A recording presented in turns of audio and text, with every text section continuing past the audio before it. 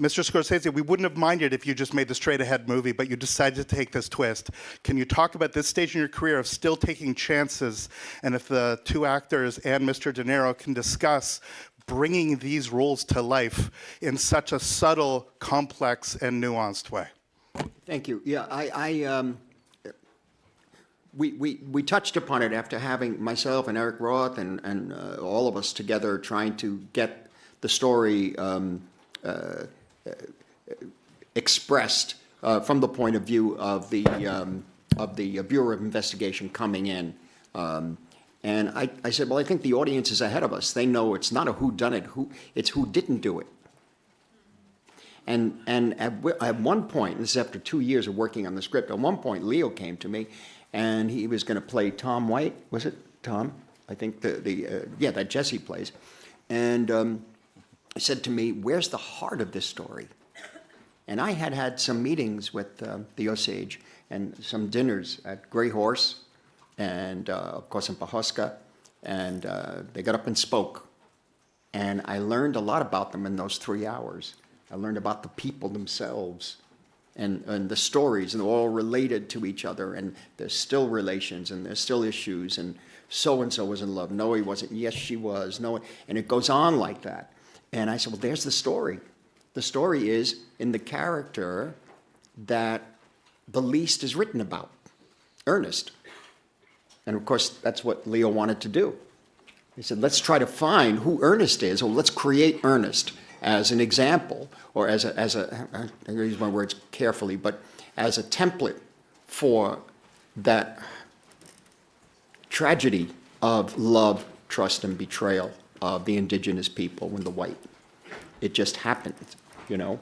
And I said, well, if we could really get in there and twist and turn the story around, and then I knew we had, when we met Lily, we knew we had it, you see? And so that was the way to go. As far as taking risks at this age, what else can I do? What am I going to do? I don't know. What do they want me to do? I don't understand. You take a risk. No, let's go do something comfortable. Are you kidding? Comfortable, like sitting comfortable on a set in the heat? You might as well be risking. You know, I don't mean to be flip about it, but it is. You're right. It is a big gamble, but I don't know. We took a chance. I want to know, with the chief and with you, how did you work with the Tribal Council of Elders to make this more authentic?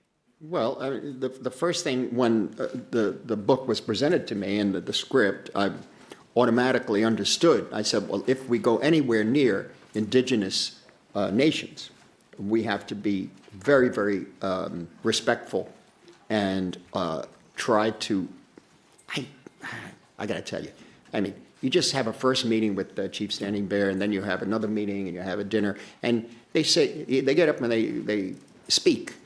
The guys get up and speak, and they say a prayer, and there's a ritual, and I was so moved and so affected by that, by every time, even if any of you were lucky enough yesterday to hear Tali give a speech at the hotel.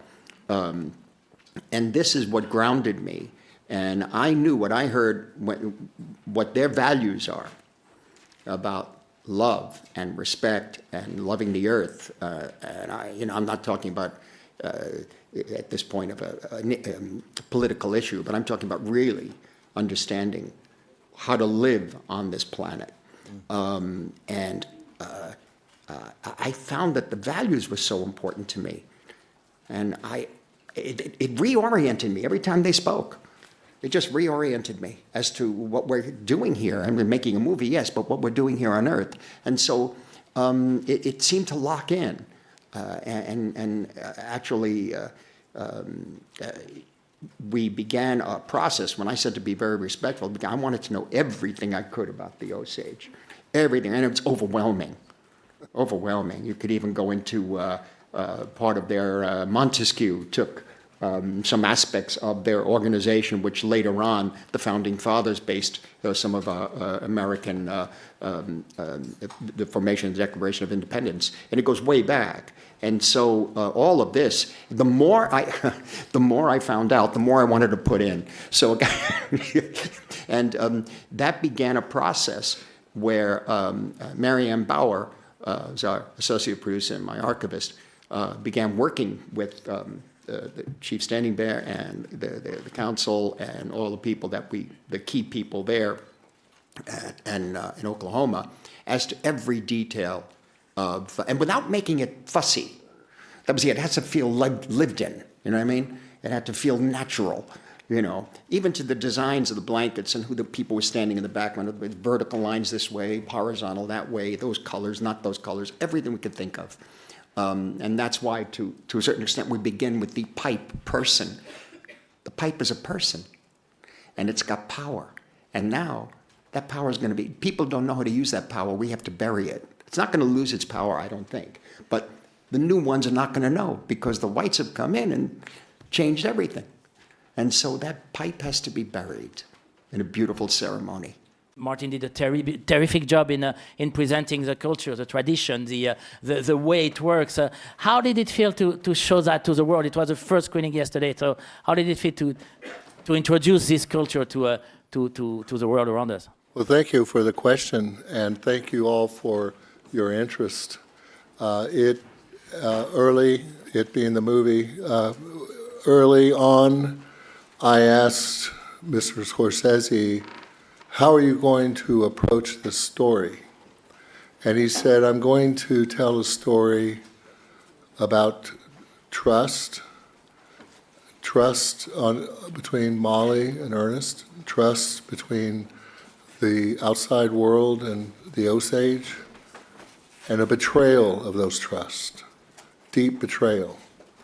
And my people suffered greatly, and to this very day, those effects are with us.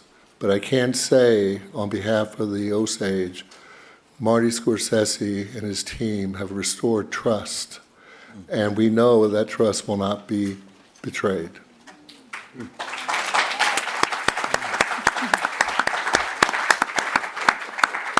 Imperative purchased the rights to the book by David Gran, and we were talking to some of your representatives and expressing our concern that we did not want to lose our voice in the story. And eventually, when some of your team members came and participated in some prayer services that we had and dinner, I remember some imperatives standing up and saying, we will make a movie the Osage will be proud of, and then also that sticks with us is the statement, we're going to tell this story through the eyes of Molly. From that moment on, we thought, well, this is a different group. And as we developed over the years, remember we had the pandemic in between, and everybody had to pull back and then re-engage. We just picked right up with our language and culture, people that Mr. Scorsese said, first of all, we're going to film here.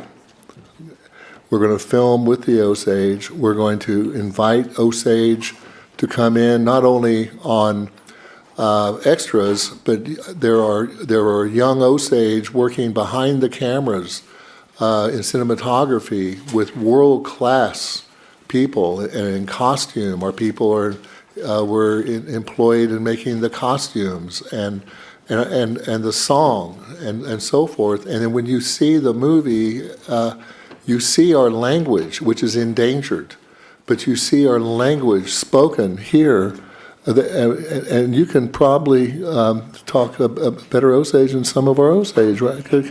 You know, I was sitting next to Mr. DeNiro last night, and I got very excited about some of his Osage, but I remember talking to Van Bighorse, our language coordinator, he's more than a coordinator, he's the Secretary of Language, Education, and Culture, talking to Van and talking to my senior advisor, John Williams, who unfortunately passed away and made friendships between us all, about how it is being done there on the set. And they impressed upon me how hard these actors worked, how hard they worked, how serious this business is to them. And for a citizen outside of this world, we get our own conceptions, preconceptions about what is involved, and maybe think that, oh, well, Bob De Niro just wakes up and naturally everything comes right out.